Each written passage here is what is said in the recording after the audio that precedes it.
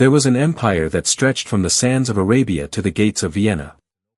It was not built in a day, nor in a single lifetime. For 600 years, it stood as a bridge between worlds, a place where East met West, where faith touched reason, and where the past whispered into the future.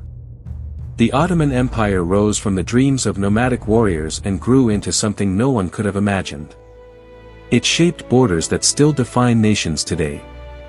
It gave us words, foods, laws, and ideas we carry without knowing their origin. And tonight, as the world quiets around you, let us walk together through its story, not with the harsh light of textbooks, but with the soft glow of memory. Let the centuries unfold gently. Let the voices of sultans and architects, soldiers and poets, carry you somewhere between sleep and wonder.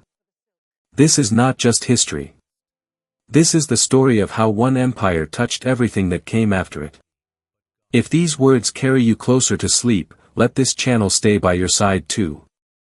A gentle tap, a quiet subscription, it costs nothing but a breath, and it keeps these stories coming back to you, night after night. There are more empires to remember, more voices to hear, more journeys waiting in the dark. Let this be the place you return to when the world feels too loud. There are places in the world where history begins quietly. No trumpets. No declarations.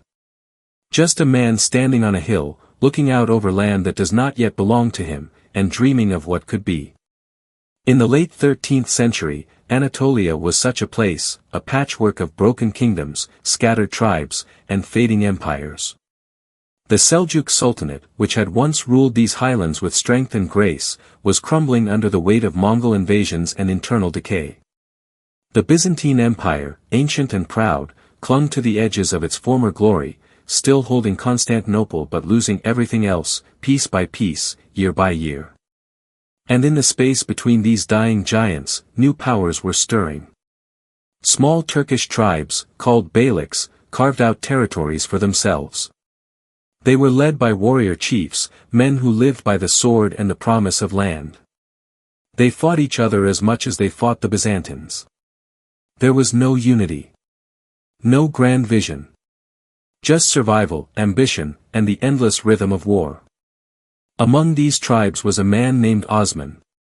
He was the son of Ertugrul, a chieftain of a small beylik in the region of Sagat, near the Byzantine frontier. Osman inherited little, a few villages, a handful of loyal warriors, and a stretch of rugged, contested land. But he inherited something else too, something that could not be measured or divided. He inherited a belief. His father had taught him that a leader must be more than strong. He must be just. He must protect the weak, honor his word, and serve something greater than himself. These were not just words. They were the foundation of everything Osman would build. And so, when Osman became the leader of his people in the year 1299, he did not simply take power. He made a promise. He promised that his rule would be different. That his people would not live by raiding and chaos, but by order, fairness, and vision. It was a small promise, made in a small corner of the world. But promises, when kept, have a way of growing. Osman's early years were not marked by grand battles or sweeping conquests.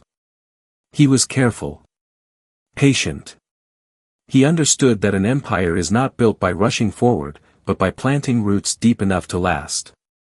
He began by securing alliances with neighboring tribes. He married into powerful families. He earned the loyalty of warriors not through fear, but through respect. And he waged war only when it served a purpose, to expand his territory, yes, but also to protect trade routes, to offer refuge to those fleeing the Mongols, and to establish his people as a force that could be trusted. He did not call himself Sultan.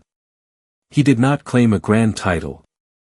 He was simply Osman Bey, the leader of a growing community. But those who followed him saw something more. They saw a man who kept his word. A man who shared the spoils of war fairly.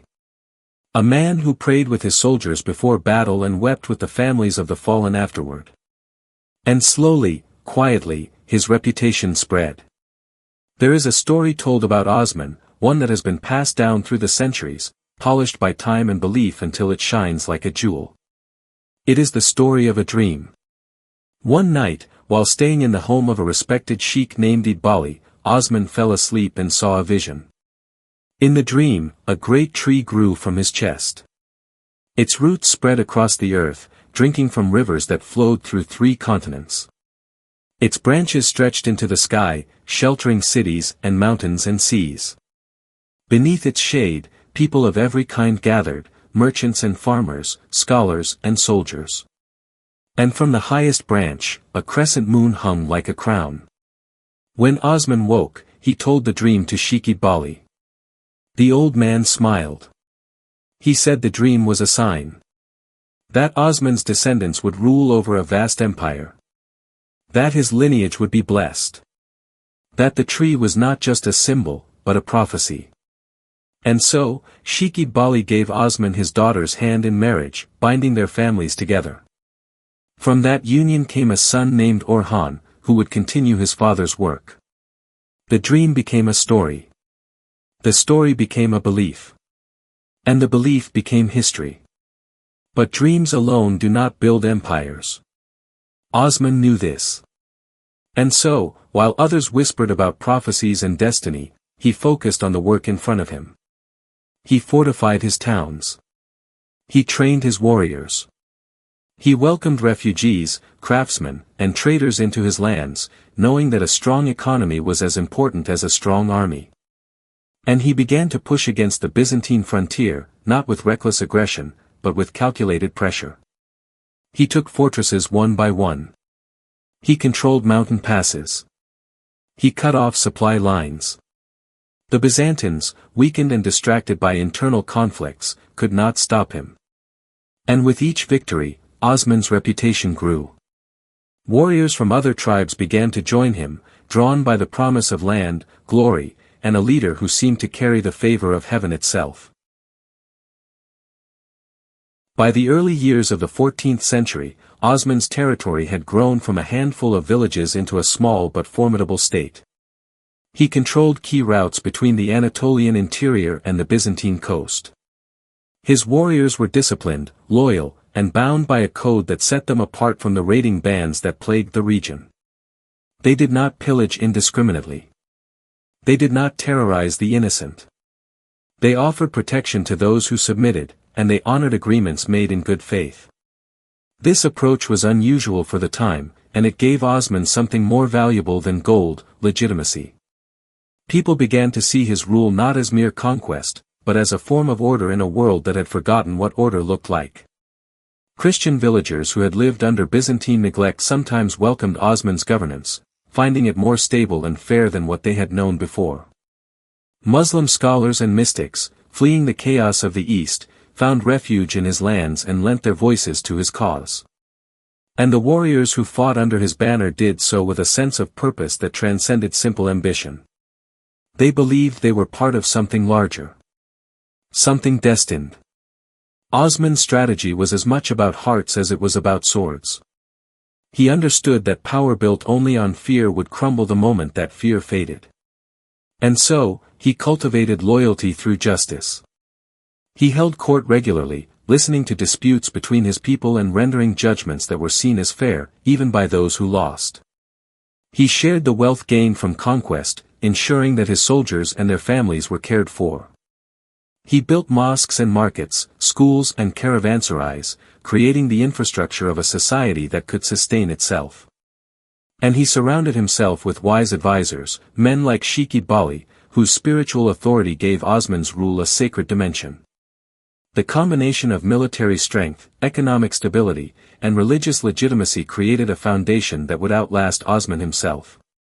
It was a foundation built not on the whims of a single ruler, but on principles that could be passed down, adapted, and preserved. The Byzantines watched Osman's rise with growing alarm. For centuries, they had been the dominant power in the region, the heirs of Rome, the guardians of Christendom's eastern frontier. But now, a Turkish chieftain was carving away pieces of their territory with methodical precision. They sent armies to stop him, but those armies were often poorly led, poorly supplied, and demoralized by the internal conflicts that plagued the Byzantine court. Osman's forces, by contrast, were lean, motivated, and intimately familiar with the terrain. They fought in the mountains and forests of Bithynia, using ambushes and raids to wear down their enemies. They avoided large set-piece battles where Byzantine numbers might overwhelm them. Instead, they chipped away at the empire's edges, taking fortresses and towns one by one, until the map began to change. The Byzantines still held the great cities, Bursa, Nicaea, Nicomedia, but the countryside belonged to Osman. And in a world where power was measured by land and loyalty, Osman's power was undeniable. There is a gentleness in the way history remembers Osman, a softness that contrasts with the violence of his age. He was a warrior, yes, but he was also a father, a husband, a man who valued mercy as much as strength. Stories from his time speak of his generosity to prisoners, his respect for the religious practices of Christians and Jews, and his humility in the face of success. He did not build grand palaces or commission monuments to himself. He lived simply, ate with his men, and slept in the same tents they did. And when he spoke, people listened, not because they feared him, but because they trusted him. This trust was the secret of his success. It was what allowed him to unite disparate tribes under a common banner. It was what made his conquests feel less like invasions and more like the expansion of a community. And it was what ensured that, even after his death, his vision would continue. Osman's final years were spent laying siege to the city of Bursa, a Byzantine stronghold that sat at the base of Mount Uludag. It was a city of gardens and ancient walls, a place of beauty and strategic importance. Osman wanted it badly, not just for its wealth, but for what it represented, a foothold in the heart of Byzantine Anatolia, a symbol of permanence. But Bursa did not fall easily. The siege dragged on for years, and Osman grew old waiting. His health began to fail. His body, hardened by decades of war, finally began to break. And in 1323 or 1324, the exact year is lost to time, Osman died, still waiting for Bursa to open its gates. He was buried in the town of Sagat, where his journey had begun. But his dream did not die with him. His son Orhan continued the siege, and within a year, Bursa fell. It became the first true capital of the Ottoman state, a city where Osman's descendants would mint coins, establish courts, and build the institutions of an empire. Osman never saw it. But in a way, he had always seen it. In the dream. In the tree that grew from his heart. The legacy Osman left behind was not merely territorial. It was not just a collection of towns and fortresses scattered across the hills of Anatolia. What he left was a framework, a philosophy of governance that would guide his descendants for generations. He had shown that an empire could be built on more than brute force. That it required vision, patience, and the ability to inspire loyalty not through terror, but through justice. His son Orhan understood this deeply. When he took control after his father's death, he did not simply continue the work of expansion. He refined it. He codified it. He turned his father's instincts into institutions. Under Orhan, the Ottoman state began to take shape as something more organized, more deliberate. He established a standing army, regularized taxation, and created a system of land grants that rewarded warriors with farms and villages, binding them to the state's success. He minted the first Ottoman coins, a declaration that this was no longer just a tribal confederation, but a sovereign power. And he moved the capital to Bursa, transforming it into a center of culture, commerce, and governance. But even as the Ottomans grew stronger, they remained acutely aware of the fragility of their position. They were still surrounded by enemies. The Byzantines, though weakened, were far from finished. Other Turkish beyliks competed for the same lands, the same resources, the same glory. And to the east, the shadow of the Mongol Empire still loomed, unpredictable and dangerous. Osman had taught his people to be cautious, to build alliances, to never overextend. Orhan followed that wisdom. He married a Byzantine princess, cementing a tentative peace with his most dangerous neighbor. He allied with other Turkish leaders when it suited him, and fought them when necessary. And he began to look across the narrow straits that separated Anatolia from Europe, seeing opportunity where others saw only risk. The Balkans were in turmoil, fractured by the decline of the Byzantine Empire and the rise of local kingdoms. Orhan saw a chance to expand not just eastward, but westward, into lands rich with resources and vulnerable to a disciplined, united force. The first Ottoman foothold in Europe came almost by accident. In 1352, a Byzantine civil war created a power vacuum, and Orhan was invited to send troops to support one of the factions. His warriors crossed the Dardanelles and fought on European soil for the first time. They fought well. And when the conflict ended, some of them did not leave.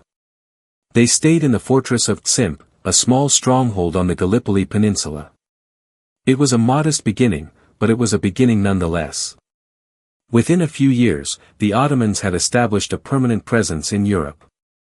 They began to raid deeper into Thrace, testing the defenses of Byzantine and Bulgarian territories. And what they found was a region ripe for conquest, divided, weakened, and unable to mount a unified resistance. The dream that had begun with Osman in the hills of Anatolia was now crossing continents. The tree was spreading its branches, just as the vision had promised. Osman never knew how far his vision would reach. He never saw the great cities his descendants would conquer, the vast armies they would command, or the centuries of history they would shape. But he had planted the seed. He had believed in something greater than himself, and he had convinced others to believe in it too. That belief was the true foundation of the Ottoman Empire. It was not built on a single man's strength, but on a shared conviction that this project, this community, this dream, was worth fighting for. And so, long after Osman's bones had turned to dust, his name lived on. Every sultan who came after him carried his title, Osman's son in Turkish, Osmanli. The Ottomans. A dynasty that would endure for 600 years, shaping the fate of 3 continents, leaving a mark on the world that can still be felt today. As the first chapter of this story closes, we are left with a quiet image. A man on a hill, looking out over land that does not yet belong to him. A dream told by firelight. A promise made in a small corner of the world. And from that promise, an empire rose. Not all at once. Not with thunder and trumpets. But slowly, steadily, like a tree growing from a seed, its roots deepening, its branches spreading, its shade covering more and more of the earth. Osman did not live to see the full glory of what he had begun.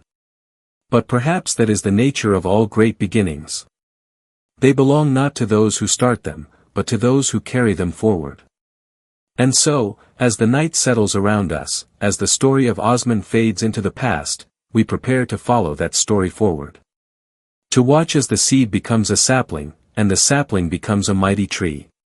To see the empire rise, to witness its golden age, and to understand how it shaped the world we live in now. But that is for the next chapter.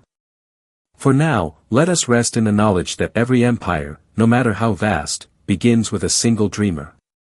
And Osman dreamed well.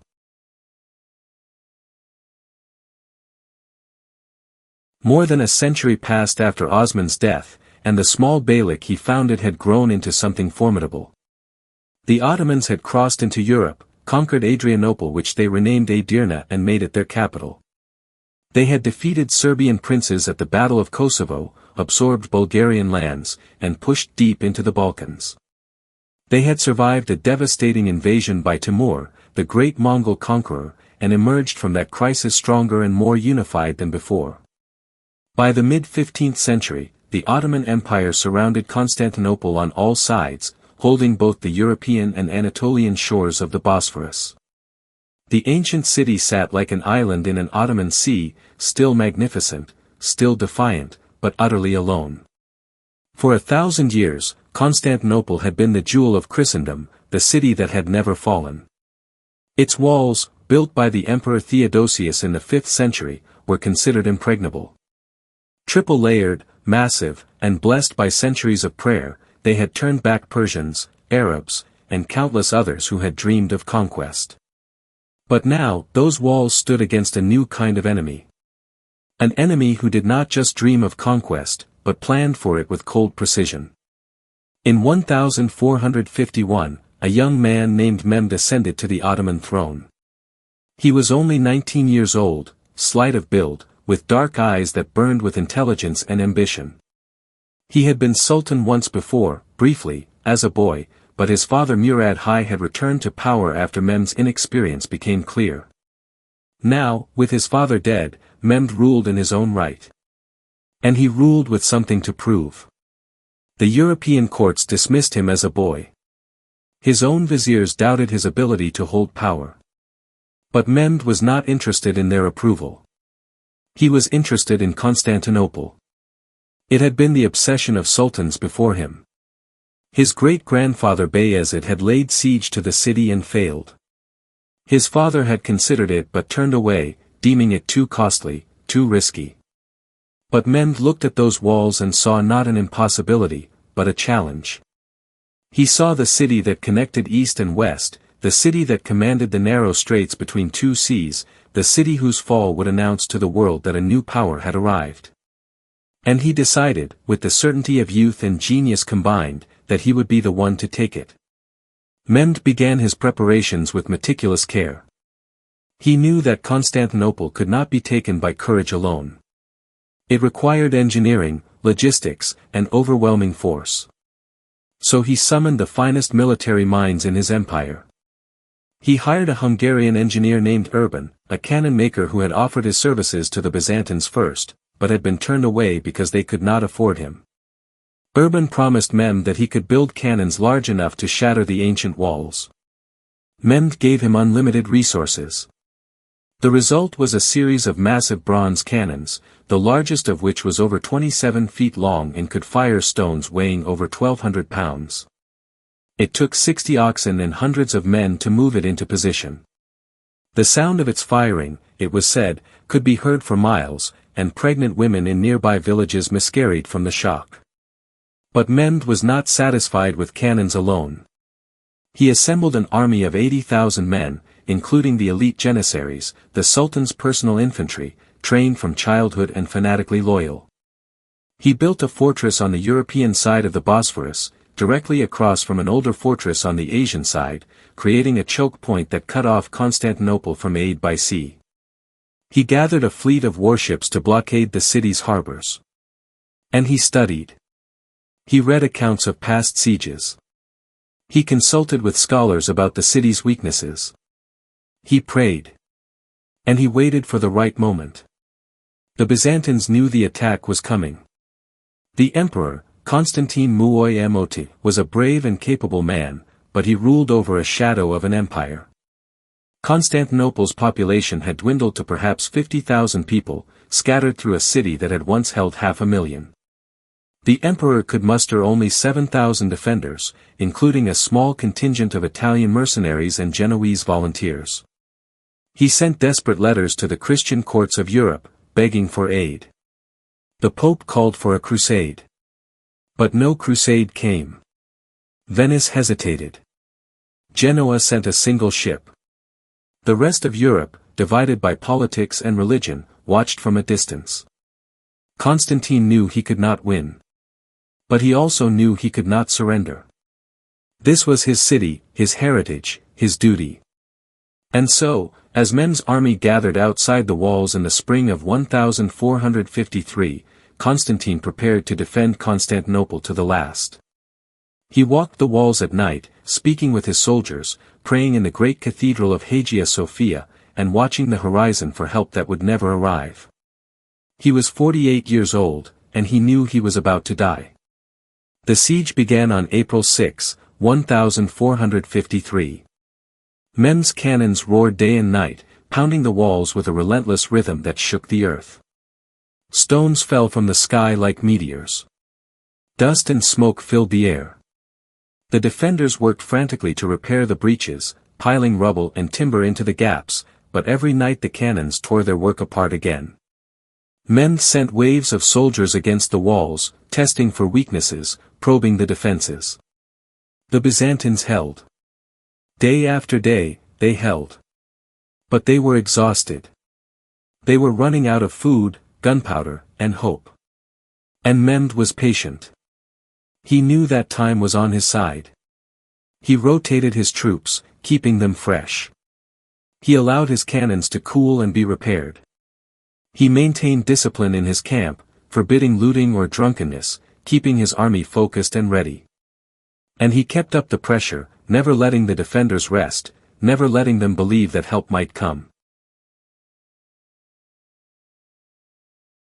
On the night of April 22, something extraordinary happened. The Byzantines woke to find that Ottoman ships had appeared inside the Golden Horn, the protected harbor on the northern side of the city. This should have been impossible. The entrance to the Golden Horn was blocked by a massive chain stretched across the water, and the harbor was guarded by Genoese and Venetian warships. But Mehmed had found another way. Under the cover of darkness, his engineers had built a wooden road over the hills behind the Genoese colony of Galata. They greased the planks with animal fat and, using oxen and hundreds of men, dragged 70 ships overland, up one side of the hill and down the other, launching them into the Golden Horn behind the chain. The Byzantines awoke to the sight of Ottoman sails floating where no enemy should have been able to reach. It was a stroke of genius, audacious and unexpected, and it changed everything. Now the city was threatened from two sides. Now the defenders had to stretch their already thin forces even further. And now, the psychological blow of seeing the impossible made real began to crack the morale of those inside the walls. Constantine tried everything he could think of to break the siege. He launched a night raid to burn the Ottoman ships in the Golden Horn, but it was discovered and repelled. He sent divers to try to sabotage the enemy fleet, but they were caught. He organized sorties from the gates, hoping to destroy the cannons, but Mehmed's janissaries drove them back with disciplined volleys of arrows and musket fire. Inside the city, desperation grew. Food supplies dwindled. Churches held constant prayer vigils, and icons were paraded through the streets in solemn processions, pleading for divine intervention. Strange omens began to appear. A lunar eclipse darkened the sky. A sudden fog rolled in during a religious ceremony, and some whispered that it was the Holy Spirit abandoning the city. These were frightened people clinging to whatever hope they could find, and as that hope faded, a heavy sadness settled over Constantinople. They had survived so much, for so long.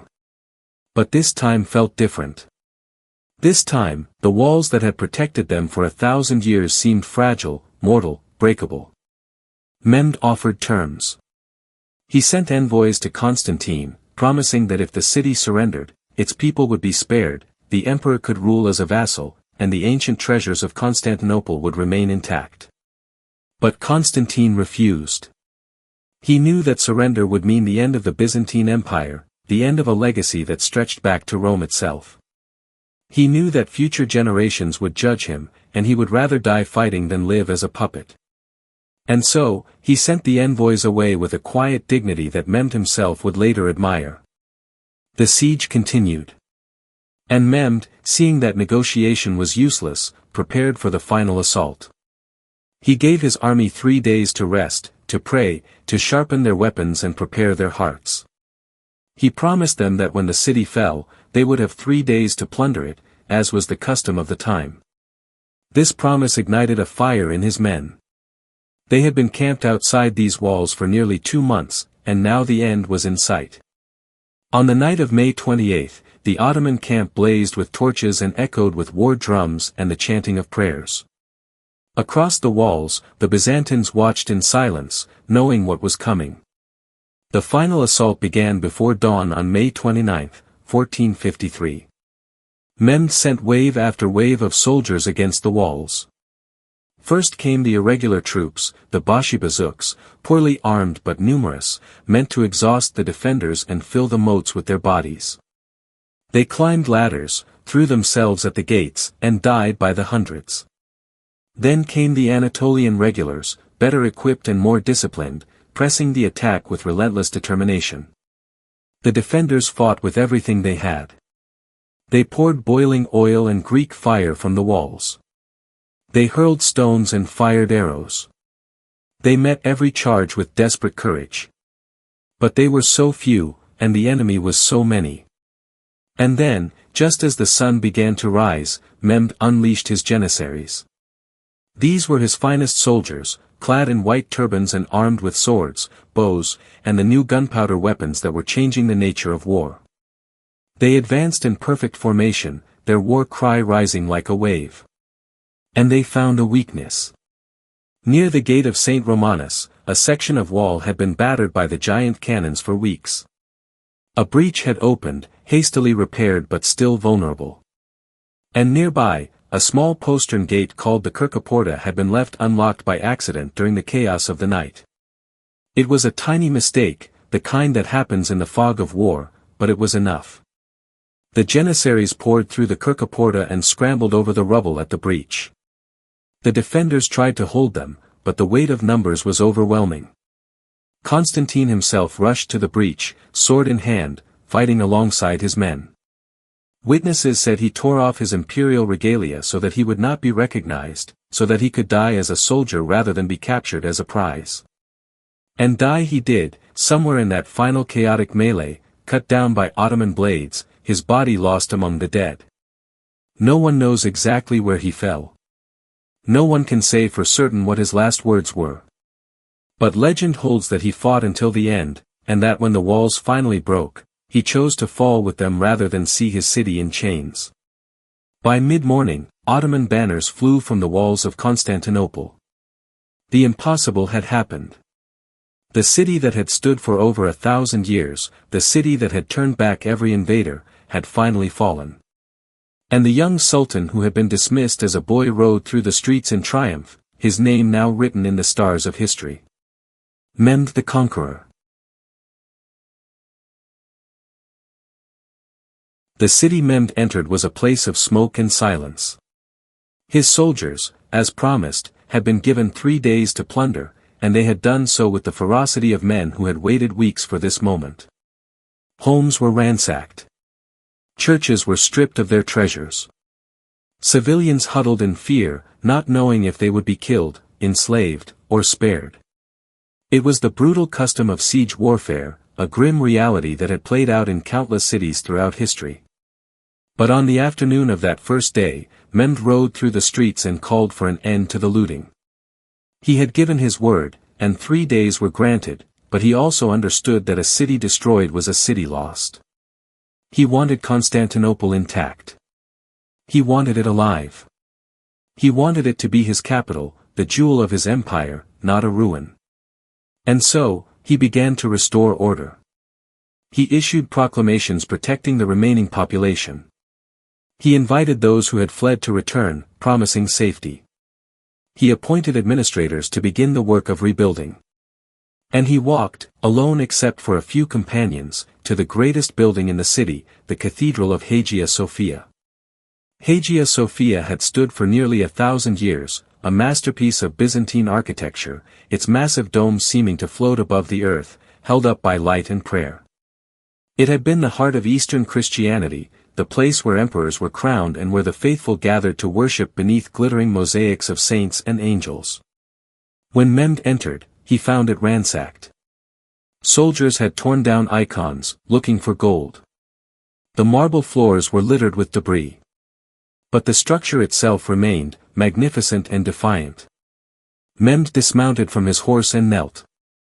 He took a handful of dust and poured it over his turban, a gesture of humility before God. Then he stood and declared that Hagia Sophia would be converted into a mosque. Craftsmen were summoned. The Christian mosaics were covered, not destroyed, but gently hidden beneath plaster. A mihrab was installed to indicate the direction of Mecca. Minarets were built at the corners. And within days, the call to prayer echoed from the same walls that had once rung with Byzantine hymns. It was a profound transformation, symbolic of the shift that had just occurred. Constantinople was no longer a Christian city. It was now the capital of an Islamic empire. And Mehmed, just 21 years old, was its master. But Mehmed was not content to simply conquer. He understood that empires are not built on destruction, but on creation.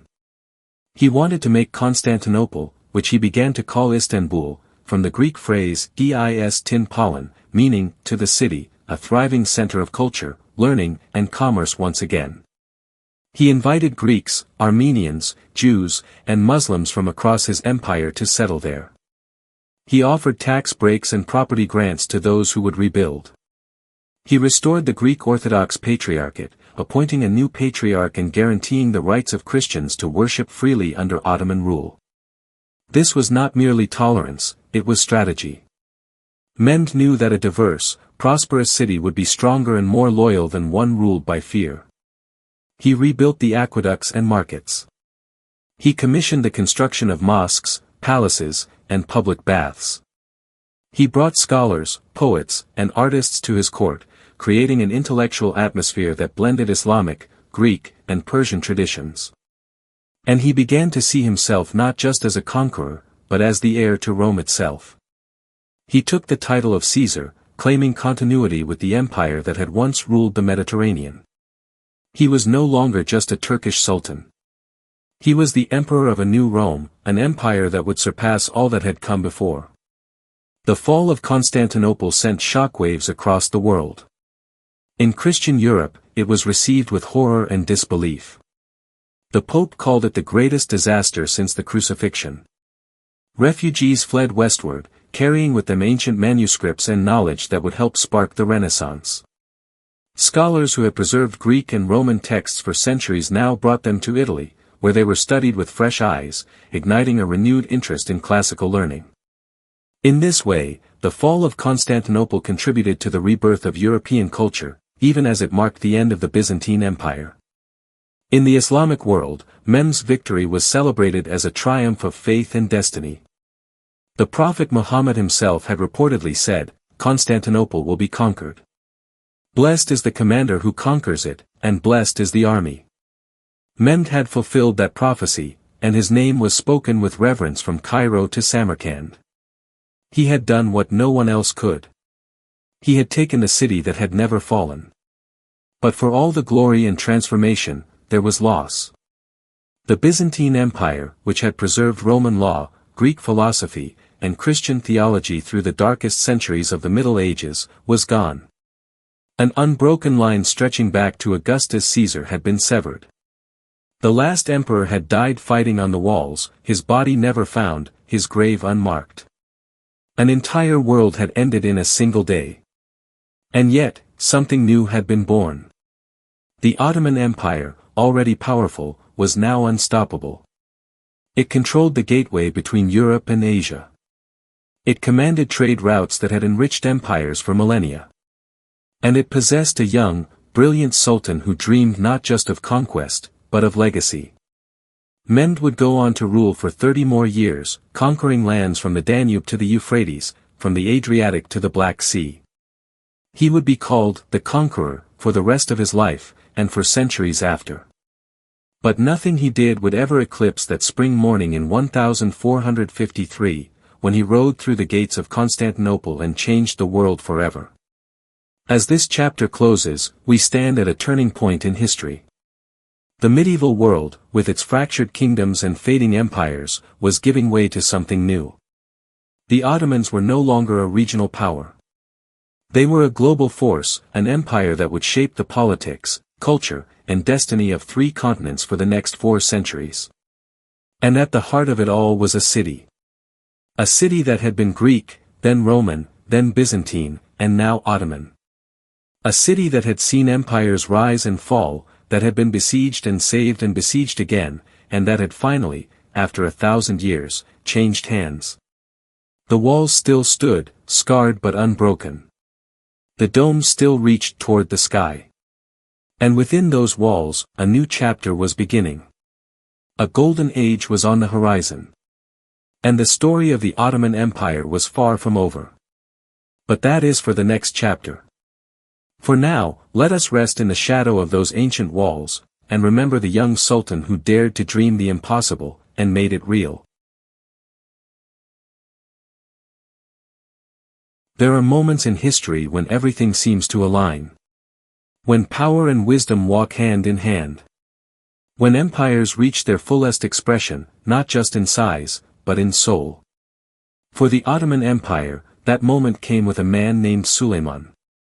He was born in 1494, the only surviving son of Sultan Selim I, a fierce and ruthless conqueror who had doubled the size of the empire in just 8 years. Selim had conquered Egypt, Syria, and the holy cities of Mecca and Medina, claiming the title of caliph and making the Ottomans the protectors of Islam's most sacred sites. But Selim's reign was short and brutal, and when he died in 1520, his son inherited an empire that was vast, wealthy, and still hungry for more. Suleiman was 26 years old when he became sultan. He was tall, with a slender build and a thoughtful face. He loved poetry and gardens. He wrote verses under the pen name Mahibi, meaning the lover. But he was also his father's son, trained in war and governance, disciplined and strategic. And from the moment he took the throne, the world watched to see what kind of ruler he would be. Suleiman's reign began with a gesture that revealed his character. One of his first acts as sultan was to release hundreds of Egyptian and Iranian artisans and intellectuals whom his father had imprisoned. He returned properties that had been confiscated unjustly. He ordered his governors to rule with fairness and to listen to the complaints of the common people. These were not the actions of a tyrant. They were the actions of a man who understood that power without justice is only tyranny dressed in silk. And so, from the very beginning, Suleiman sought to be more than a conqueror. He sought to be a lawgiver, a protector, a ruler whose legacy would be measured not just in the lands he took, but in the lives he touched. His own people would come to call him Suleiman the Lawgiver, Kanuni, for the legal reforms he enacted.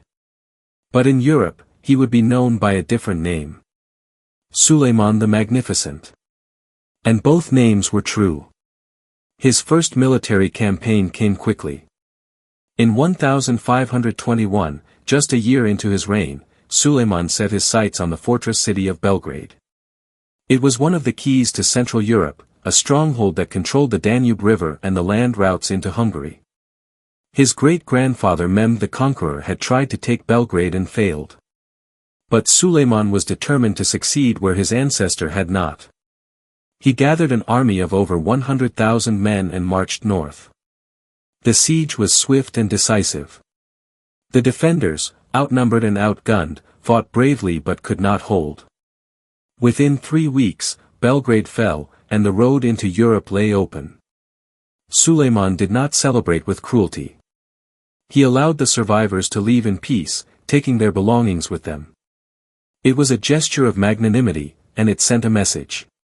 This sultan was powerful, but he was also just. And that combination made him more dangerous than any conqueror who ruled by fear alone. The following year, Suleiman turned his attention to the island of Rhodes. For 2 centuries, the Knights Hospitaller, a Christian military order, had held this island as a fortress and a base for raids against Ottoman shipping. They were skilled, disciplined, and fanatically devoted to their cause. Taking Rhodes would not be easy. Suleiman knew this. And so, he prepared with the same meticulous care that Mehmed had shown before Constantinople. He assembled a fleet of 400 ships and an army of over 100,000 men. He brought the finest siege engineers, the largest cannons, and enough supplies to sustain a campaign for months if necessary. The siege began in the summer of 1522 and dragged on through the fall and into the winter. The knights fought with desperate courage. They repelled assault after assault. They repaired their walls at night. They refused to surrender. But slowly, relentlessly, the Ottoman forces wore them down. By December, the defenders were starving, their walls were crumbling, and their ammunition was gone. They had no choice but to negotiate. Suleiman offered them terms. They could leave with honor, taking their weapons and their banners, and sail wherever they wished. It was a generous offer, and the knights accepted. On the first day of 1523, they marched out of Rhodes, and Suleiman entered the city. He had won, but he had won with grace. With Belgrade and Rhodes secured, Suleiman controlled both the land and sea routes into Europe. He had proven himself a capable military leader, but he was not content to simply wage war. He returned to Istanbul and turned his attention to governance. He reformed the legal system, codifying laws that had previously been scattered and inconsistent. He ensured that justice was accessible to all, regardless of wealth or status. He established new schools and hospitals. He repaired aqueducts and roads. He commissioned the construction of mosques, bridges, and public baths, many of them designed by the brilliant architect Mimar Sinan, whose works would come to define Ottoman architecture. Suleiman understood that an empire was not just an army. It was a society. And a society needed infrastructure, education, and the rule of law to thrive. So while other sultans might have rested on their victories, Suleiman built. He created institutions that would outlast him.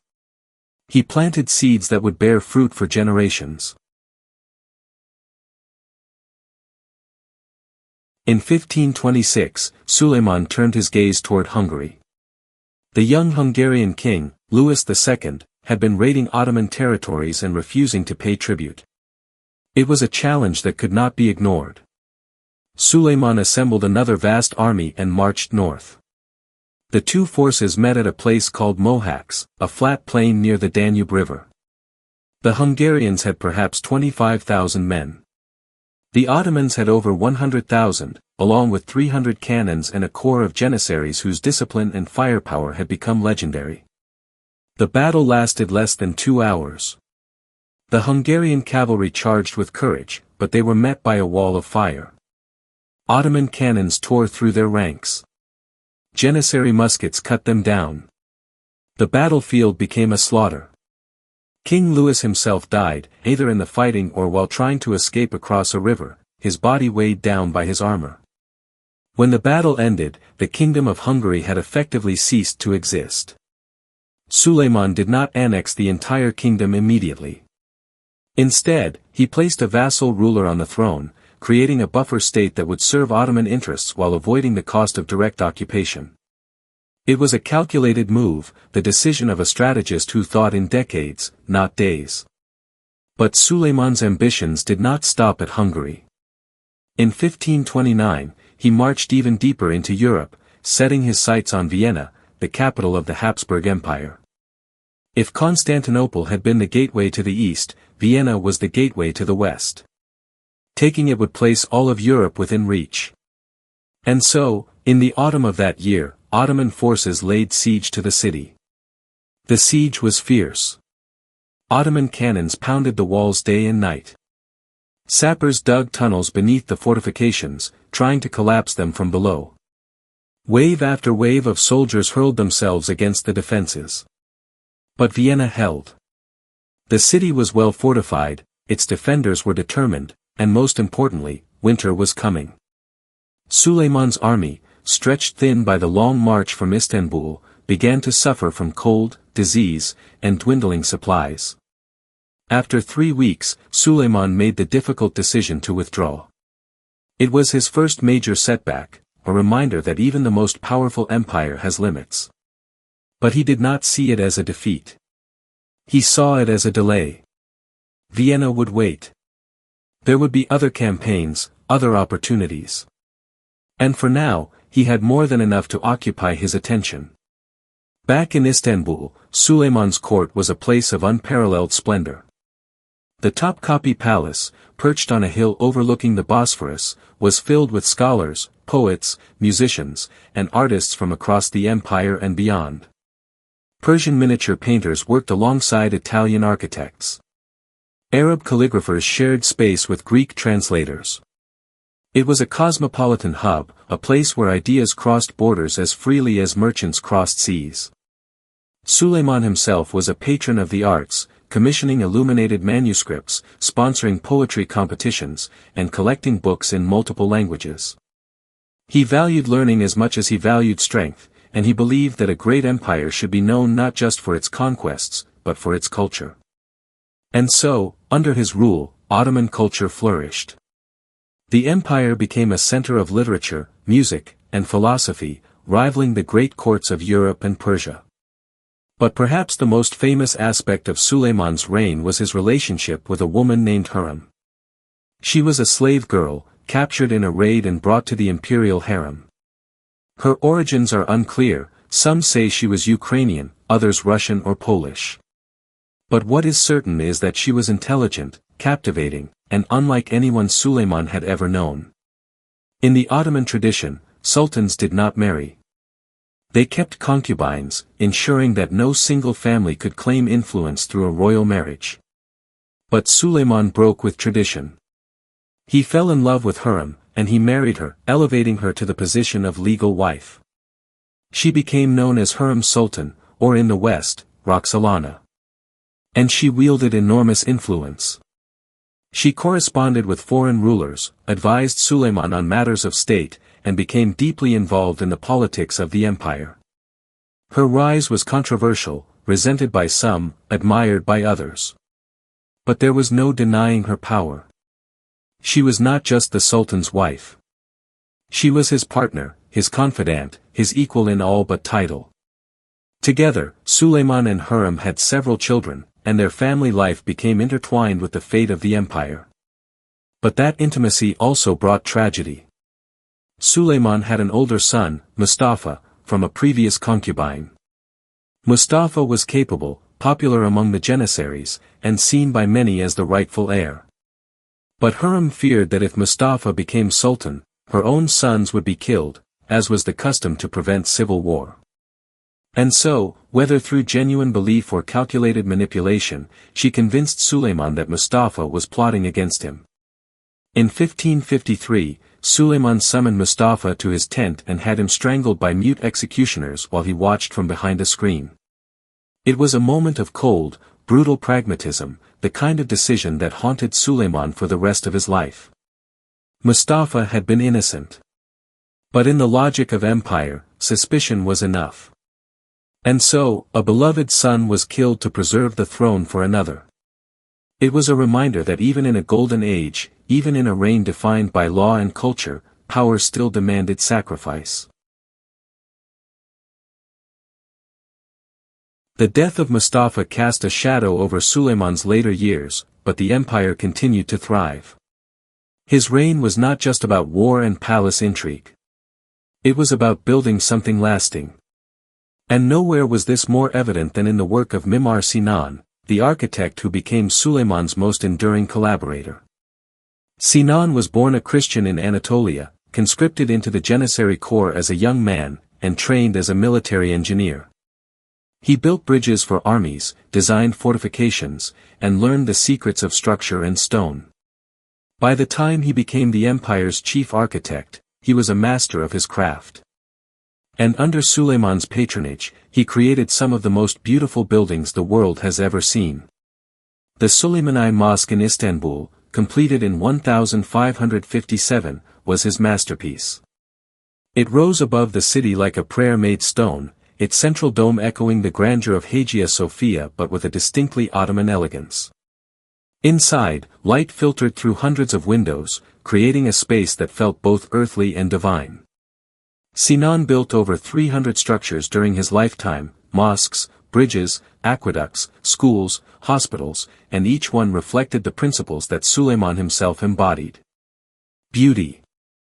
Function. Permanence. The empire was not just conquering space. It was shaping it, leaving a mark that would last for centuries.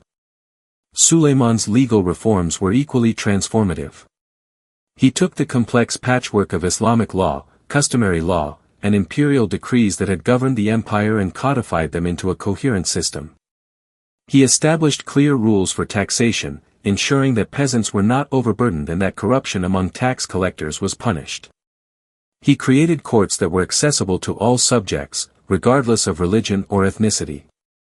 Christians and Jews living under Ottoman rule were allowed to govern their own communities according to their own laws, a system known as the millet system. It was not perfect, and it was not equality in the modern sense, but it was a remarkable degree of tolerance for its time. People of different faiths could live, work, and worship side by side, protected by the Sultan's law. And this stability, this sense of order, was one of the reasons the empire could grow so large and hold together for so long. Suleiman understood that an empire built only on force would eventually collapse. But an empire built on law, on justice, on the belief that the ruler served the people as much as they served him, that could endure. Yet even as Suleiman built, he also fought. His reign was marked by almost constant warfare, not just in Europe, but in the East as well.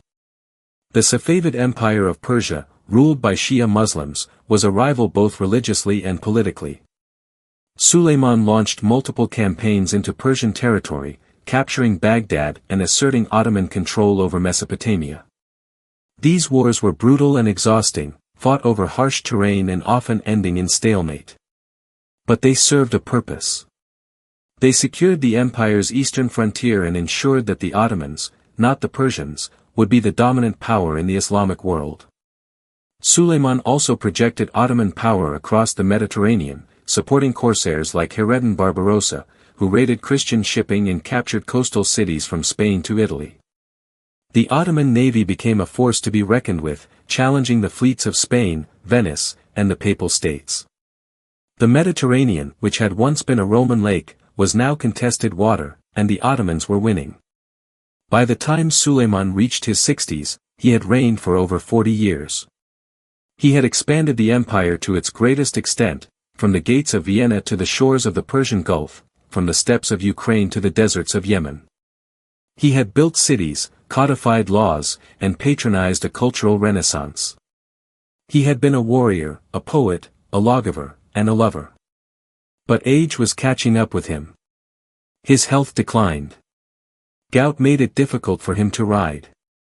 His once dark beard had turned white. And yet, he could not stop. In 1566, at the age of 71, he embarked on one final campaign, this time against the Habsburgs in Hungary.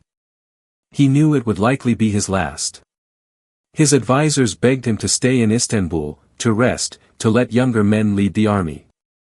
But Suleiman refused. He was the Sultan.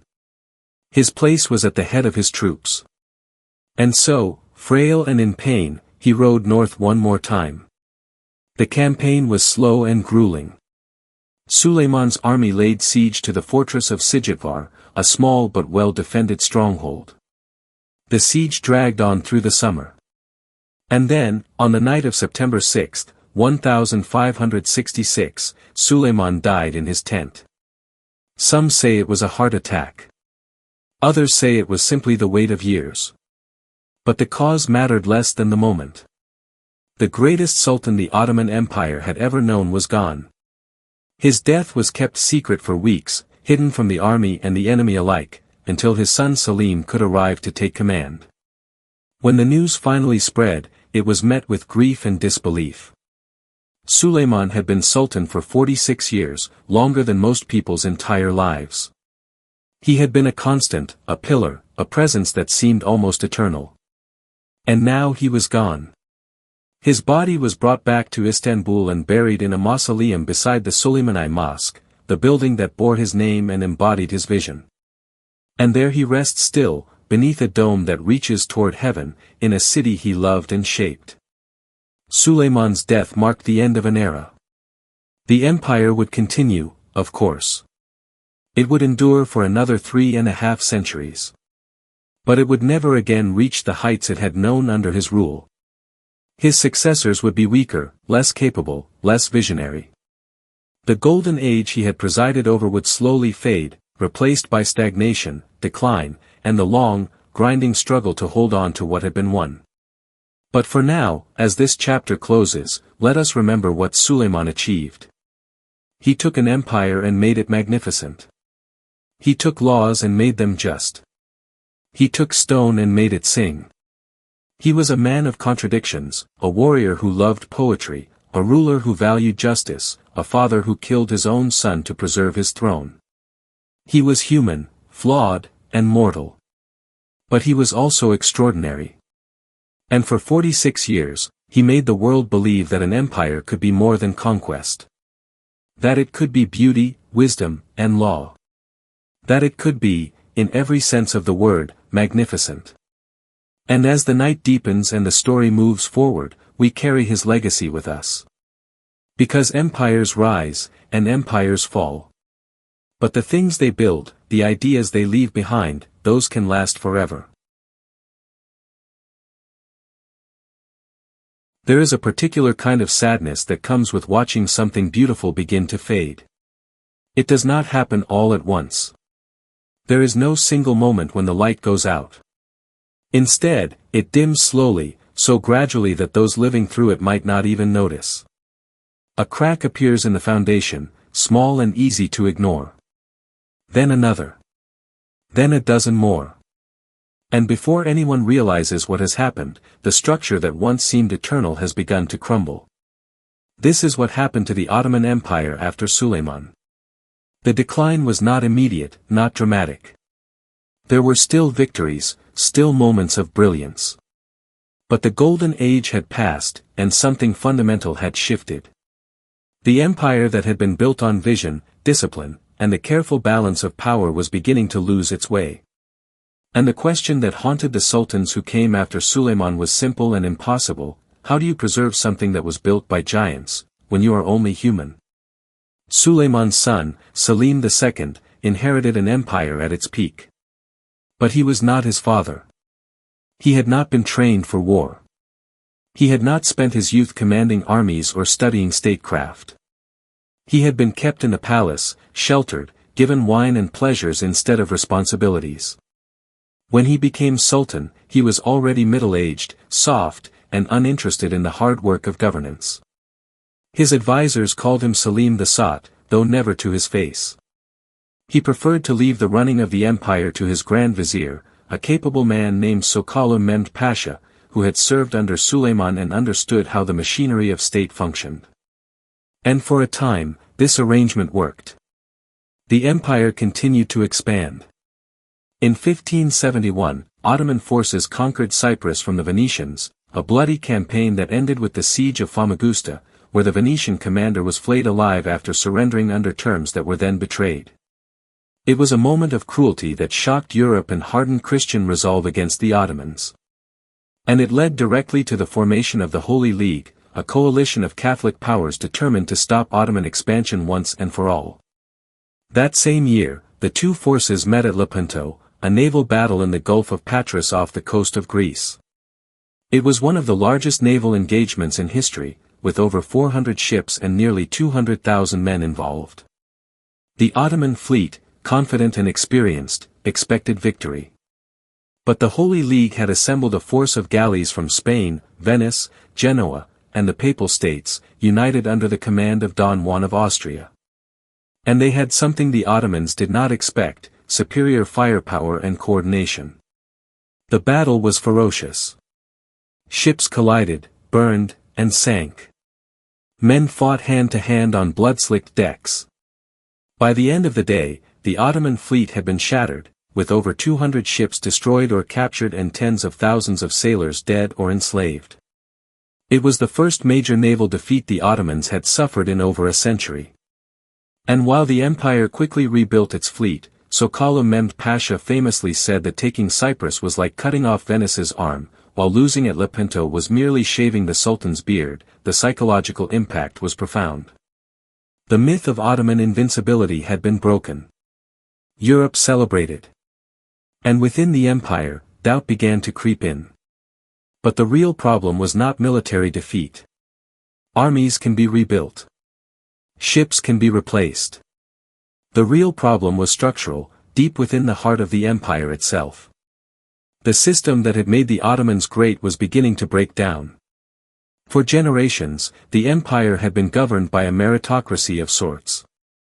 The Devshirme system, in which Christian boys were taken from their families, converted to Islam, and trained to serve the state, had produced generations of loyal, capable administrators and soldiers. The Janissaries, the elite infantry corps, had been the finest fighting force in the world. But by the late 16th century, both systems were deteriorating. The Devshirme was being corrupted. Wealthy families found ways to place their own sons into positions of power, bypassing the rigorous training and selection process. The Janissaries, once forbidden to marry or engage in trade, were now doing both, becoming more interested in protecting their privileges than in serving the Sultan. They resisted reforms. They rioted when their pay was late. They became a political force in their own right, capable of making or breaking sultans. And the sultans themselves, increasingly isolated in the gilded cage of the Topkapi Palace, grew weaker and more dependent on advisors they could not always trust. The palace had become a labyrinth of intrigue. Sultans were no longer trained as Suleiman had been, sent to govern provinces and lead armies. Instead, they were kept in the cage, a secluded section of the palace where princes lived in luxury but also in isolation, surrounded by eunuchs and concubines, cut off from the real world. The idea was to prevent civil wars by keeping all potential heirs in one place. But the result was that when a prince finally became sultan, he often had no experience, no judgment, and no understanding of how the empire actually functioned. Some sultans were capable despite this. Others were disasters. And the empire, which had once been led by men like Mehmed and Suleiman, was now being governed by administrators and viziers, with the sultan often reduced to a figurehead. The balance of power that had sustained the empire for so long was shifting, and not in a healthy direction. Meanwhile, the world around the Ottomans was changing. Europe, which had been fractured and weak during the empire's rise, was entering a period of transformation. The Renaissance had sparked new ways of thinking. The Reformation had shattered the unity of the Catholic Church. And most importantly, European states were beginning to modernize their armies, their economies, and their governments. They were embracing new technologies, better cannons, more accurate firearms, faster ships.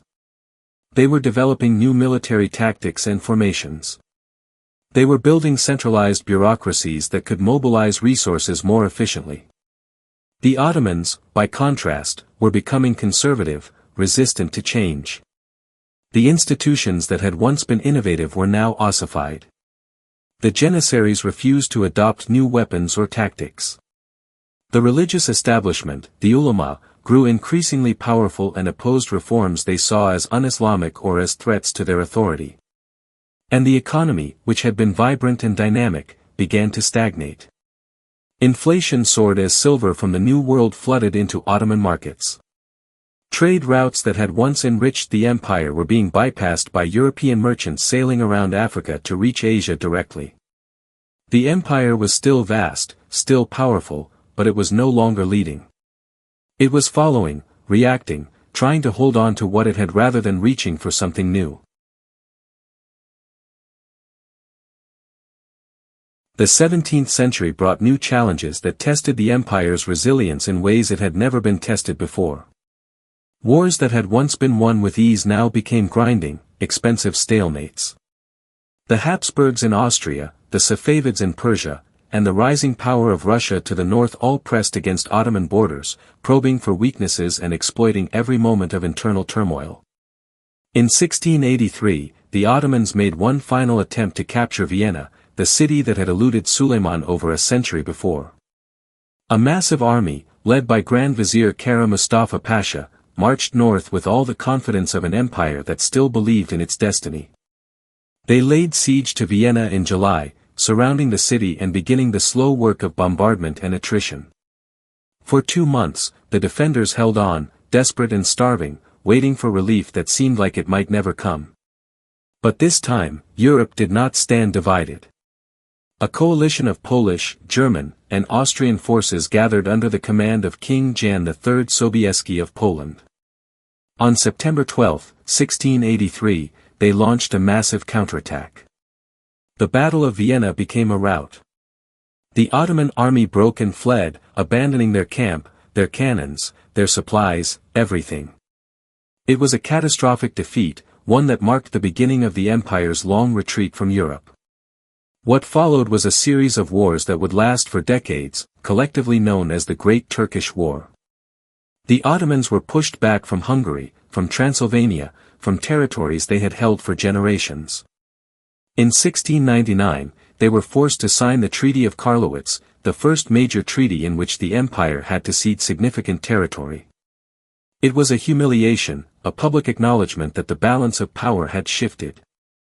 The empire that had once dictated terms to Christian Europe was now negotiating from a position of weakness. Within the empire, this realization sparked a crisis of confidence. How had this happened? How had the greatest empire in the world found itself on the defensive? The answers were complex, but they pointed to the same fundamental problem. The Ottomans had stopped adapting. While Europe had transformed itself, the empire had clung to old methods, old structures, old certainties. Now, the price of that conservatism was being paid in blood and lost territory. Yet even in decline, the empire showed flashes of the brilliance it had once possessed. In the early 18th century, a period known as the Tulip Era brought a brief renaissance of culture and learning. Sultan Ahmed III and his Grand Vizier, Damad Ibrahim Pasha, embraced art, poetry, and architecture. They built gardens and palaces, hosted lavish festivals, and encouraged the study of European science and technology. It was a time of peace, of relative prosperity, of trying to reclaim some of the beauty that had defined the Golden Age. But it was also a time of delusion. The problems of the empire, the corrupt administration, the rebellious janissaries, the stagnant economy, were not being addressed. They were being papered over with tulips and fountains. When the money ran out, when the festivals ended, the same old problems remained, only worse. The Tulip Era ended abruptly in 1730 with a rebellion led by a janissary named Patrona Halil, who stormed the palace, forced the Sultan to abdicate, and executed the Grand Vizier. It was a stark reminder that beneath the veneer of culture and elegance, the empire was fracturing from within. Throughout the 18th century, the empire lurched from crisis to crisis. Sultans came and went, some deposed by coups, others dying young, a few managing to hold on long enough to attempt reforms. Every reform effort met resistance. The janissaries feared losing their privileges. The ulama feared losing their authority. Provincial governors, who had grown powerful and semi-independent, feared losing their autonomy. Even when sultans with vision and courage tried to modernize the empire, they found themselves fighting not just external enemies, but their own people. It was a tragic irony.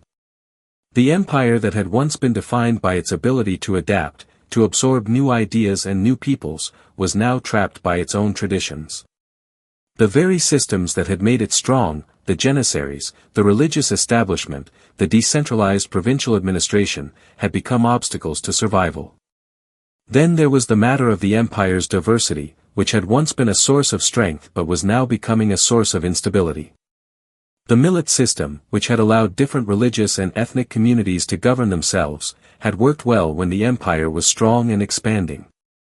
But as the empire weakened, those communities began to look outward, to the rising nation-states of Europe, and to wonder if they might be better off on their own. Greek merchants, Armenian traders, Slavic peasants, all of them had maintained their own identities, their own languages, their own faiths. Increasingly, they were influenced by new ideas coming from the West. Ideas about nationalism, about self-determination, about the rights of peoples to govern themselves. These ideas were poison to a multi-ethnic empire. They suggested that loyalty should be based not on religion or allegiance to a sultan, but on ethnicity and language. As these ideas spread, the fabric of the empire began to unravel.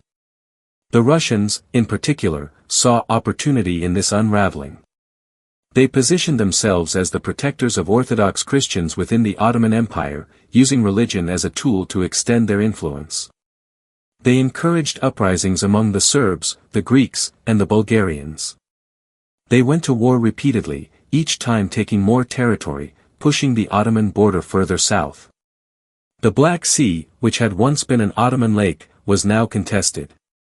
The Crimea, which had been under Ottoman suzerainty, fell to Russian control in 1783. With each loss, the empire grew weaker, not just militarily but psychologically. The sense of destiny that had animated Osman's descendants, the belief that they were building something eternal, was fading. It was replaced by a grim determination to survive, to hold on, to delay the inevitable for as long as possible. The empire was no longer expanding. It was contracting. Everyone, inside and outside its borders, could see it. By the beginning of the 19th century, the Ottoman Empire had earned a new and unwelcome nickname. European diplomats called it the sick man of Europe. It was not meant kindly. It was a diagnosis and a prediction, a recognition that this once mighty empire was dying, and that its death would create a power vacuum that every major European state wanted to fill. The question was no longer whether the empire would survive, but when it would collapse, and who would claim the pieces. And yet, even as the empire weakened, it refused to disappear quietly. There were still reformers, still dreamers, still those who believed that the empire could be saved if only the right changes were made. Sultan Mahmud II, who reigned from 1808 to 1839, was one of those dreamers. He looked at the empire's problems with clear eyes and understood that half measures would not be enough. The Janissaries, who had once been the pride of the Ottoman military, had become a cancer. They blocked every reform, overthrew sultans who displeased them, and cared more about their own privileges than the empire's survival. And so, in 1826, Mahmud did the unthinkable. He abolished the Janissaries. It was not a gentle dissolution. When the Janissaries rebelled, as everyone knew they would, Mahmud was ready. He had quietly built a new, loyal army corps trained in modern European tactics. And when the Janissaries gathered in their barracks to protest, Mahmud ordered his artillery to open fire. The barracks were destroyed. Thousands of Janissaries were killed in the bombardment or hunted down in the streets afterward. It was brutal, bloody, and necessary. The event became known as the Auspicious Incident, a darkly ironic name for what was essentially a purge. But it worked. The Janissaries, who had dominated Ottoman politics for centuries, were gone. And with them went one of the greatest obstacles to reform. Mahmud then set about modernizing the empire with a determination that bordered on desperation. He created a new army modeled on European lines. He reformed the bureaucracy, bringing in advisors from France and Britain. He established new schools to train administrators and officers. He even changed the dress code, replacing traditional Ottoman robes with European-style uniforms, a symbolic gesture that signaled a break with the past. But symbols could not solve structural problems, and the empire's decline continued. The empire's territorial losses accelerated. Greece, inspired by the ideals of the French Revolution and supported by European powers, launched a war of independence in the 1820s. It was a brutal, bloody conflict marked by atrocities on both sides. The Ottomans tried to crush the rebellion, but European sympathy for the Greeks was overwhelming. Poets like Lord Byron romanticized the Greek cause. Navies from Britain, France, and Russia intervened, destroying the Ottoman Egyptian fleet at the Battle of Navarino in 1827. And in 1830, Greece became an independent nation. It was the first major piece of the empire to break away based on ethnic nationalism, and it would not be the last. Egypt, under the ambitious governor Muhammad Ali Pasha, came close to breaking away as well. He had built a powerful, modern army and harbored dreams of replacing the Ottoman dynasty with his own. He invaded Syria in the 1830s, defeated Ottoman forces, and marched toward Istanbul. Only intervention by European powers, who feared that a complete collapse of the empire would destabilize the region, saved the Sultan's throne. But the humiliation was profound. The empire could no longer defend itself without outside help. And so began a strange, painful period in Ottoman history, where the empire's survival depended on the goodwill and strategic interests of European powers. Britain and France, in particular, propped up the empire, not out of love, but out of fear. They feared Russian expansion. They feared what would happen to the strategic waterways, the Bosphorus, the Dardanelles, and the Suez Canal, if the Ottomans fell. And so they lent money, sent advisors, and intervened diplomatically whenever the empire seemed on the verge of collapse. But this dependence came with a price.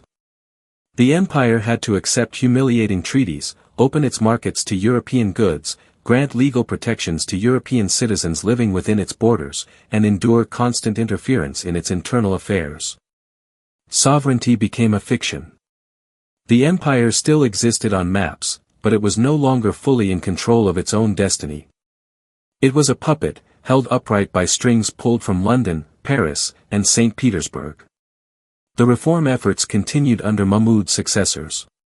The period known as the Tanzimat, beginning in 1839, sought to modernize every aspect of Ottoman life. New laws guaranteed equality before the law for all subjects, regardless of religion. Courts were reformed. A modern postal system was established. Telegraphs connected the far corners of the empire. Railways were built. Western-style schools opened, teaching science, mathematics, and languages. On paper, it was impressive. But in practice, the reforms were uneven, inconsistent, and resented by large portions of the population. Traditional Muslims saw them as a betrayal of Islamic principles, an attempt to turn the empire into a pale imitation of Europe. Ethnic minorities, meanwhile, were skeptical that promises of equality would ever be kept.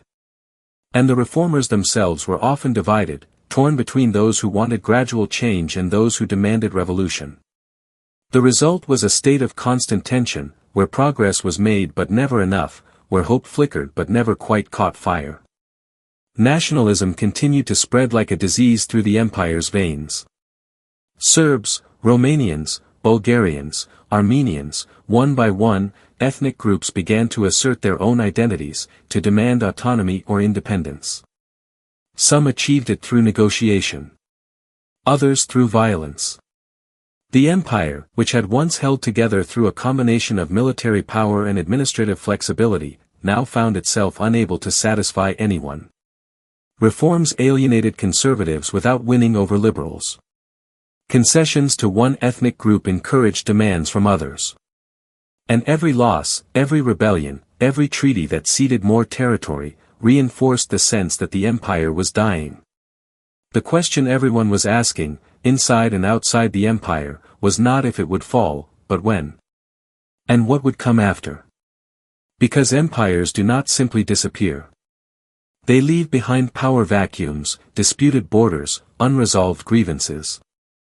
They leave behind people who remember what was lost and people who dream of what might be built in its place.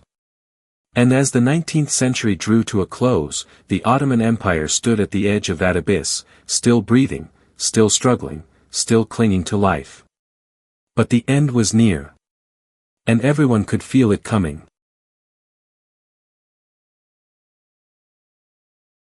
There is a photograph, faded and haunting, that captures a moment near the end. It shows the last Sultan of the Ottoman Empire, Mehmed VI, stepping onto a British warship in November of 1922. He is dressed in a dark suit and fez, his face expressionless, his eyes looking somewhere far away. Around him stand British officers in crisp uniforms, polite but distant. The ship is leaving Istanbul, the city that had been the heart of the empire for nearly 500 years.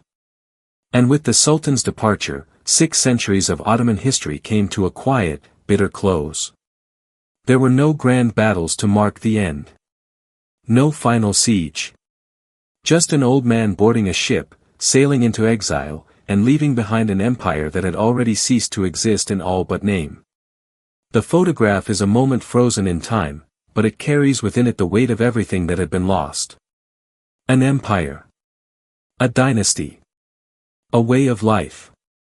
And the question that would echo through the decades that followed, what remains when an empire dies? The end had been coming for a long time, but the final blow was delivered by the First World War. In 1914, the Ottoman Empire made a fateful decision.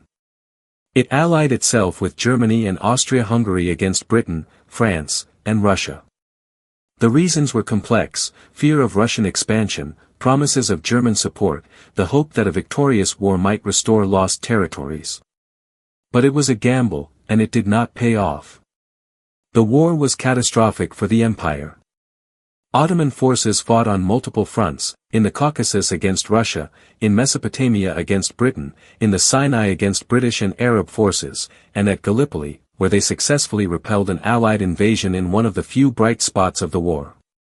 But the cost was staggering. Hundreds of thousands of soldiers died. The economy collapsed. Food shortages led to starvation. And worst of all, the empire's internal tensions exploded into violence.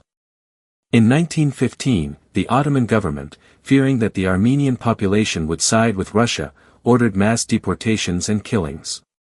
What followed was a genocide that claimed over 1 million Armenian lives, a crime that would haunt the region for generations and remain a source of pain and controversy to this day. By 1918, the war was over, and the Ottomans had lost.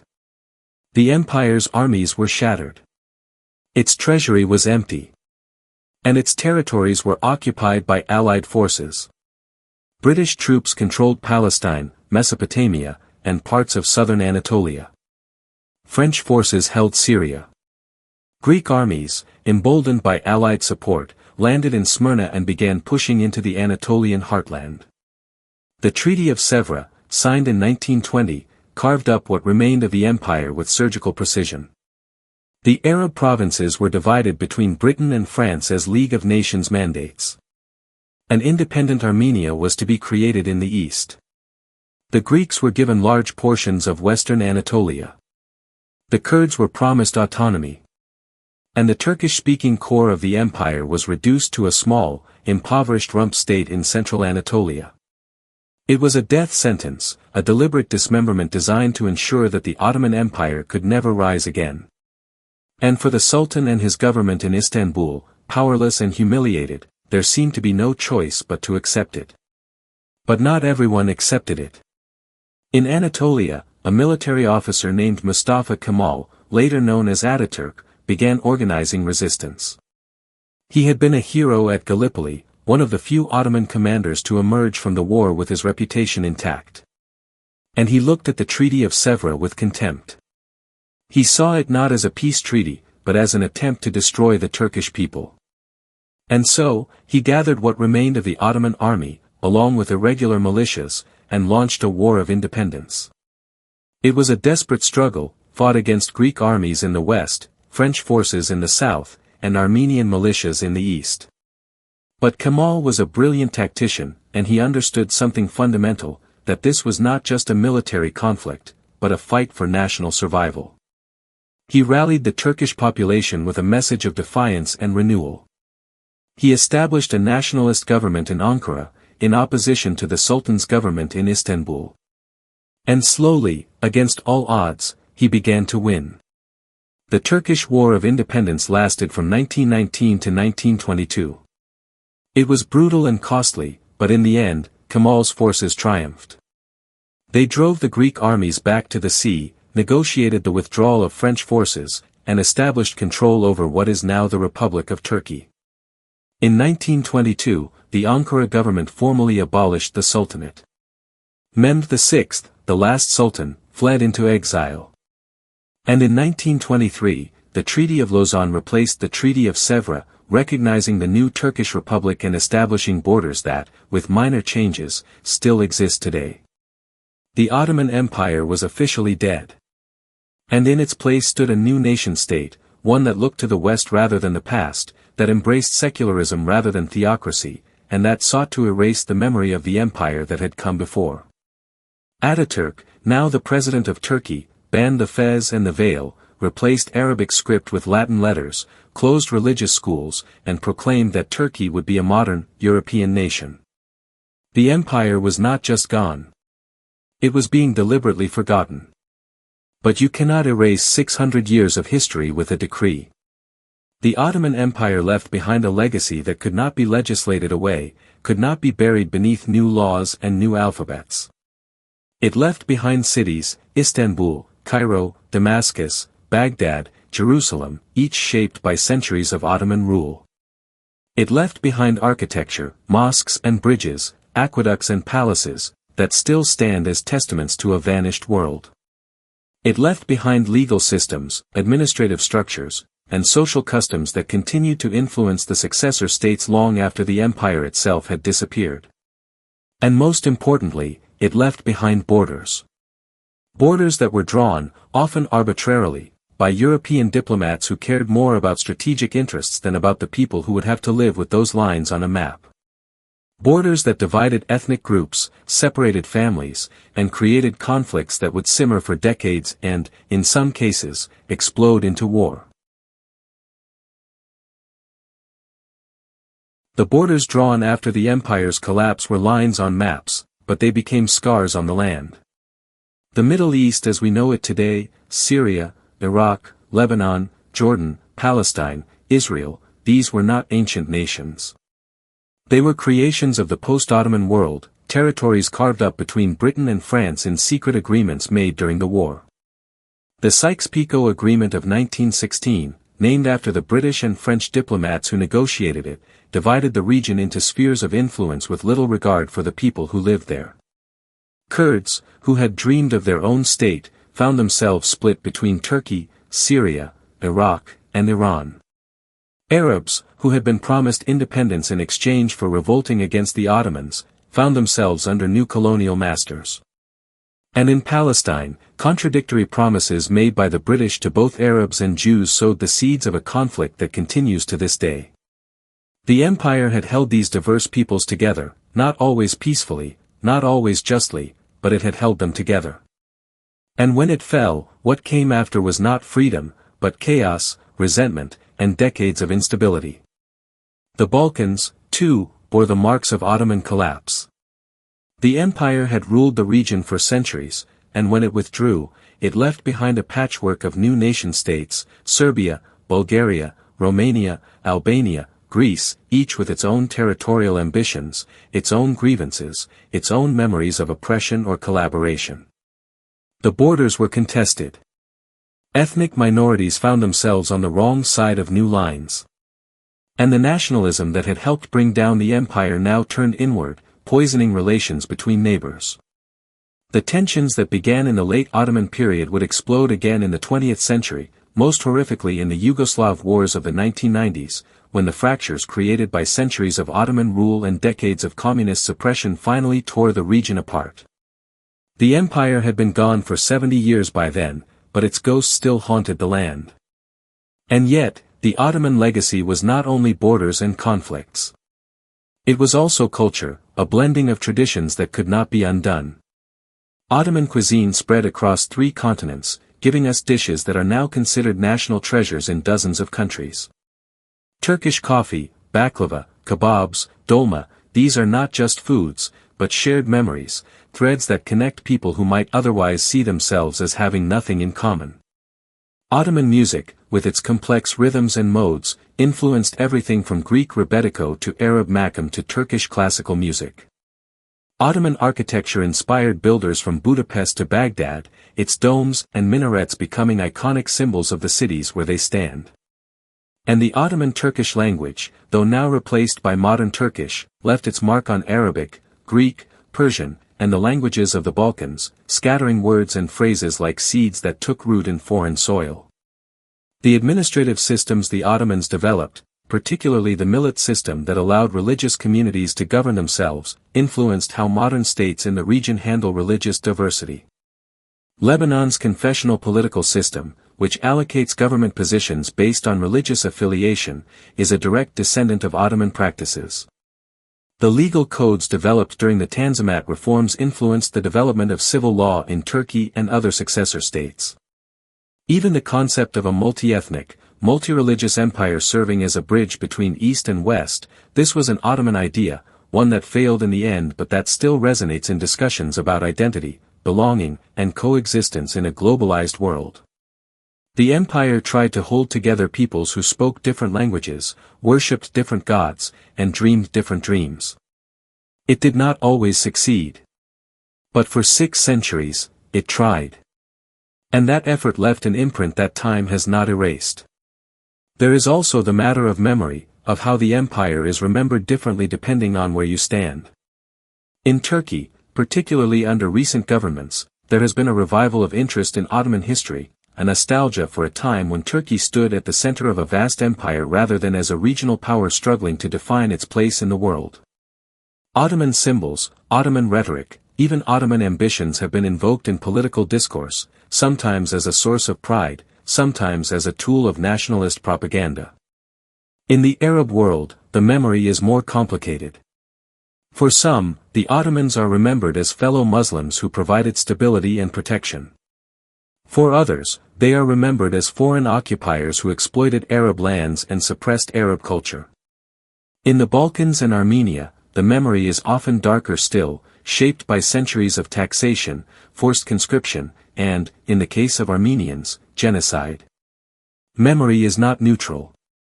It is shaped by politics, by pain, by the stories we choose to tell ourselves about who we are and where we came from. And what of the empire's role in shaping modernity? It is easy to see the Ottomans as relics, as a medieval empire that failed to adapt to the modern world. But that view misses something important. The Ottomans were pioneers in many ways. They created one of the first centralized bureaucracies in the Islamic world. They developed sophisticated systems of taxation, military organization, and urban planning. They were early adopters of gunpowder technology, using cannons and firearms to devastating effect. They built libraries, hospitals, and schools. They patronized science, art, and literature. And even in their decline, they attempted reforms that anticipated many of the challenges modern states would face: how to balance tradition with progress, how to manage diversity, how to maintain sovereignty in a world dominated by more powerful neighbors. The Ottomans failed, ultimately. But their failures were instructive. They showed the dangers of resisting change, of clinging to old certainties in a world that was transforming. And they showed how fragile empires are, how quickly power can slip away when the foundations begin to crack.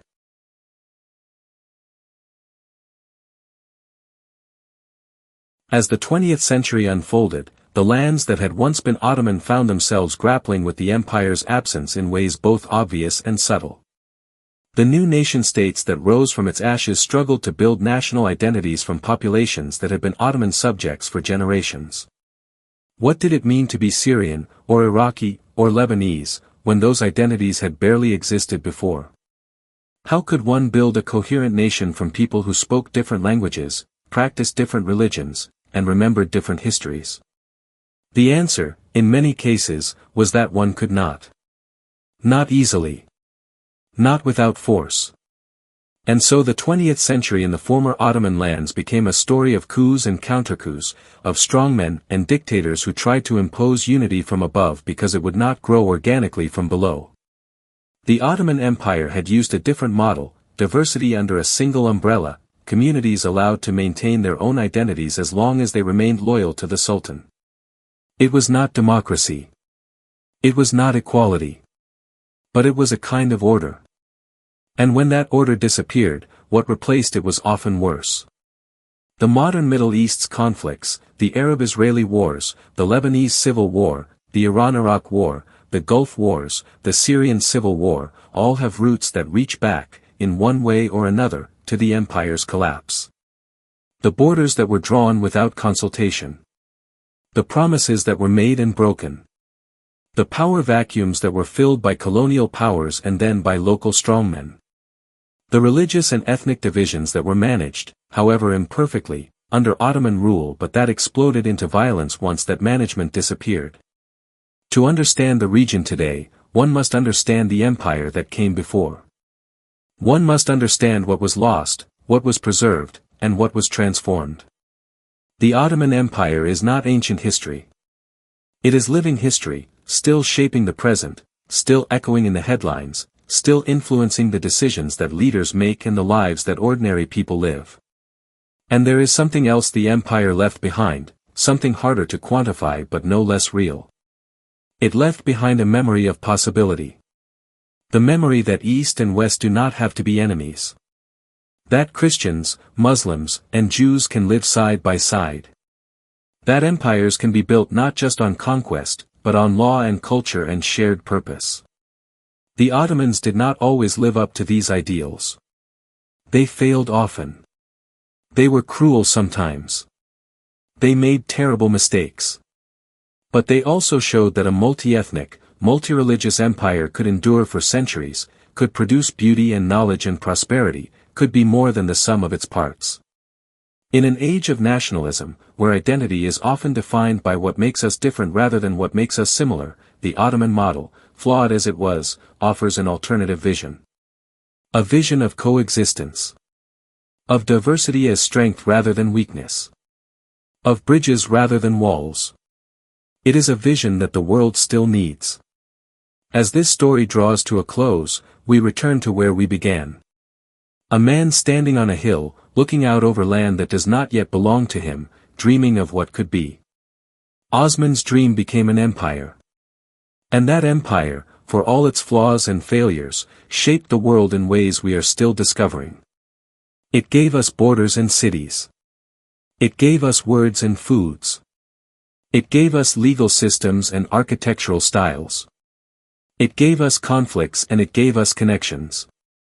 It gave us a 600-year-long lesson in the nature of power, the fragility of empires, and the enduring complexity of human civilization. The Ottoman Empire is gone. Its sultans are dead. Its palaces are museums. Its borders are redrawn. But its legacy remains, written into the landscape, embedded in the culture, echoing in the memories of millions who carry its history in their blood, their language, their traditions. And so, as the night deepens and this story fades into silence, we are left with questions rather than answers. What does it mean to inherit a history you did not choose? How do we remember empires, with pride, with shame, with both, with neither? What do we owe to the past, and what do we owe to the future? The Ottoman Empire cannot answer these questions for us. But it can remind us that history is not a line stretching from past to future. It is a web, connecting everything that came before to everything that comes after. We are shaped by empires we never knew, by decisions made by people long dead, by dreams that were dreamed centuries ago. And in that shaping, we find both burden and gift. The burden of memory, of conflict, of unresolved pain. And the gift of knowledge, of culture, of connection across time and space. The empire is gone. But it is not forgotten. It lives in the call to prayer echoing from a minaret in Istanbul. In the coffee served thick and sweet in 100 different cities. In the legal codes that still govern nations. In the borders that still divide them. In the languages that borrowed its words. In the architecture that copied its style. In the conflicts that have never fully healed. And in the possibility, however distant, that people of different faiths and cultures can find a way to live together, not in sameness, but in shared humanity. This is what the Ottoman Empire left behind. Not perfection. Not paradise. But proof that empires, for all their violence and ambition, can create something that outlasts them. Something that matters. Something that connects us all, whether we know it or not, to a past that refuses to stay buried. And as you drift toward sleep, as these words fade and the story ends, carry this with you. That history is not over. That empires fall but their echoes remain. And that somewhere, in the space between what was and what will be, the dream continues. Not Osman's dream. Not Mehmed's. Not Suleiman's. But our dream. The dream of what we might build from the ruins they left behind. The dream of a world shaped not by conquest, but by wisdom. Not by division, but by connection. Not by the sword, but by the story. And this story, like all stories, is just beginning. Good night.